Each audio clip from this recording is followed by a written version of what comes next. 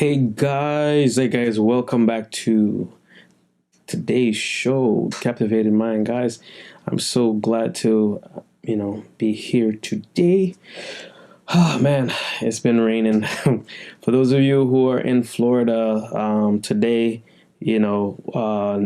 Hurricane Nicole was coming by. So I'm hoping that many of you are safe and that your property is safe as well. I know the news was showing some clips of places by the ocean where there's like a lot of damage because of the erosion of sand. So I'm just hoping you guys are all safe. Those of you who have been evacuated during that time, because more than likely, if you're watching this, it'll probably be after this. But I just hope that everyone is safe, your property is safe, and then you guys are doing good. Today's episode, I'd like to talk about marriage. So, as you guys see from the topic, I wanted to know what people's feelings are when it comes to marriage. Are people excited about it, especially in this modern time? Are people, just like nonchalant, like, marriage? Or are people wondering whether it's important or not? I know in YouTube, in the manosphere, that there are people who would speak against it. People who said that it's not worth it. It's not worth it. And most of them, based on what their argument, I would tend to agree for their reasoning.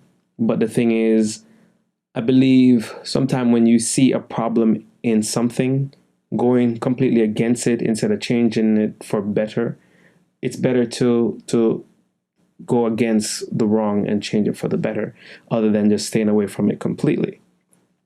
So when it comes to marriage, what I notice is a lot of people get into it for selfish reasons, and there is going to be a level of self involved in it because we're all human beings and we all expect something out of anything we put in. And I know in the manosphere or on YouTube, there's a lot of guys that says they make comparison to a business deal. When you have a business partnership, you fill out a contract, and with the contract, there everything is plain as day. This is what I want from this business. This is what you want. Well, if we can agree to fulfill each other's need, then we have a partnership. Now, if those contractual agreement is broken, then that's when there's a separation, and that's where you come up with divorce when it comes to marriage. But going back to the topic on marriage, so marriage is defined as a legal or a formal recognition of a union, right? It's a union of two people as partners in a personal relationship. That's just like a baseline definition according to Google Dictionary, talking about marriage. I think there's a lot more to marriage than just a plain definition.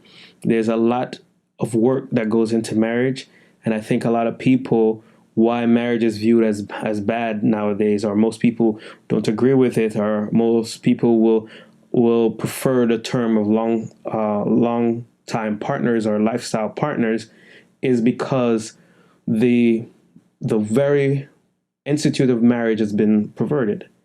And it's the original purpose is completely broken down. So a lot of people, whether seeing it from their parents, friends, loved ones, they see how the marriage is broke down. Most people don't want any part of it. But to me, if marriage is taken in its raw form, its original purpose, then marriage is a wonderful thing, is a good thing.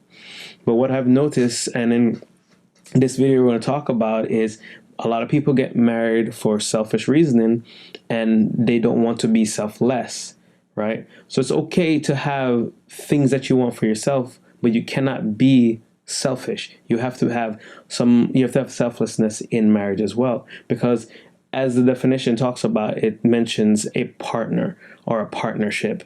So what I see with modern day women is they're looking for someone to provide everything to them, but don't want to offer anything back. And usually the conversation comes up about, what do you bring to the table? and that's immediately met with defense in a defensive way. What do you mean? What I bring to the table? I am the table. I always found that argument very confusing because, like, I'm not trying to marry the table. I just want a partner to sit with me at the table. So, what do you offer to this relationship? And as men, we understand when we're asked those questions what it means, and we don't take it as a negative way. It's like our moment to shine. This is what I have to offer.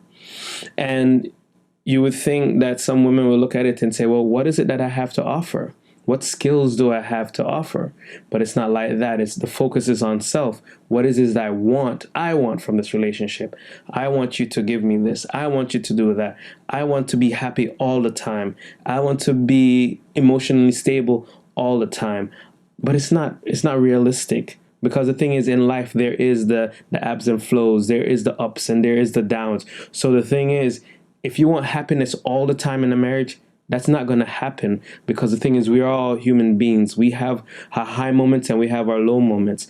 So when you are married to someone and they're experiencing their low moment, that they need support, that they need help, that they need motivation, you want them to snap out of that to make you happy. That is very selfish. You know what I mean? So we need to get to the spot where we, instead of, yes, think about the things that we want and be able to say to your spouse, these are the things that I desire in the relationship. But you have to have enough empathy or understanding that not everything that you want is going to happen all the time, because the thing is, we are all human beings. So that's basically what I want to talk about in this session.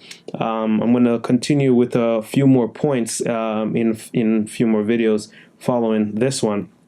But when it comes to marriage, yes, know what you want for yourself. Know what makes you happy, right? Know what skills that you have that you can offer to your spouse, right? See what it is, what type of family that you want to build. There was another video that I did, and I'm going to try and post that video. And what I was asking in that video is the lifestyle that you want to have. Whether you want to live in the penthouse or you're okay with the regular picket fence. Know what level that you want to be in your life for yourself, and then when you find that spouse, if they say, like, I want that lifestyle as well, then you guys can come together, create a union, and be married, and then build that lifestyle. I do understand, ladies, that sometimes men give all these promises that they cannot keep up with. And that's why I would talk to you men. Stop making promises that you can't keep, right? Elevate yourself, educate yourself, continue to grow, continue to build yourself, focus on your body, focus on your health, focus on your mind. And the same thing for you ladies. Focus on yourself, build yourself, find out what makes you happy, find out what makes you tick, build your skills so you can offer to your husband, just as he's building an environment that he can offer to you as his lady, as his wife. Try to be a wife. A lot of people, going back to, I know I'm supposed to end this real soon, but going back to self, a lot of people say, well, I don't want to cook. I don't want to clean. I don't want to do these things. But those are the things that you would do if you were living by yourself. Why not do it for someone that you love? Not only that, you're building a family. So what can I do to make my family better, to make my family stronger? There's some relationship where the men love to cook and they rather cook. Don't take those things for granted. But the thing is, do you want your man to be healthy and strong? Or do you want him to grow up looking malnourished? Not only that, your kids, do you want them to be eating junk food all the time? Or you want them to be healthy and stronger? Guys, we experienced a pandemic, back in 2020, right? And during that time, they talk about people with underlying conditions, that they were the ones that were at a high disadvantage of getting sick. So the thing is, when you are a parent, it is your duty to make sure your children have that better fighting chance by giving them the healthy meals that they need in order to build strong bodies, so that they won't have all these underlying conditions. So there's more to it than just cooking. You're providing for the future generation, for them to be stronger, for them to be healthier than you are. But most of these foods that we buy, these junk foods and candies and all this stuff, yes, it's good to treat yourself every now and then, but too much of these things will weaken our body and weaken our state. And then, the saying, you are what you eat. So it is a great honor, I think, or a great mission for mothers or for parents who do cook for their family, to make sure that their family is healthy and strong, so they can traverse this life in a healthy body, healthy mindset, and then everything's of that nature. So it's okay to have your own selfish desires, but the thing is, when you get married, you not only think about yourself, you think about your spouse, and you think about each other as one. For those of us who are Christians, that says when a man and a woman gets married, the two shall become one, right? That means it's no longer this is your thing, this is or his thing, her thing. It's our thing. It's our family. It's our finance. Whatever we can do to build ourselves to become better, to become stronger. So the self becomes the unit. All right, guys, this is Captivated Mind. Thank you guys for watching. As I say, I'm going to continue this series with some other videos following this one, and I'm going to try and post the last video when it talks about the levels that you choose to live your life. Guys, be safe. I know that it says, I don't know if Hurricane Nicole has passed already, but just be safe. Be mindful of what captures your mind in all things. Always think deep. Always ask the questions why. And, just live loving, guys. And so please like, share, and subscribe, and watch this next video. All right, guys. Thank you. Be safe. This is Captivated Mind. All right.